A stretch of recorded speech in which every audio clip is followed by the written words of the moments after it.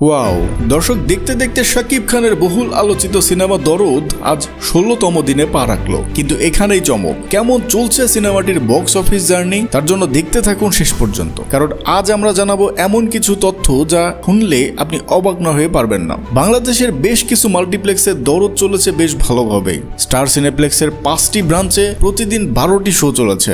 এছাড়াও লায়ন সিনেমাসে ৩টি, grand Sylhet movie থিয়েটারে ২টি। এছাড়া দুঃখের বিষয় হলো আজও কোনো শো হাউসফুল হয়নি। এবার আসি সেই প্রতীক্ষিত আয়ের বিষয়ে। দরদ তৃতীয় শুক্রবারে এসে আয়ের দিক দিয়ে চমক দেখিয়েছে।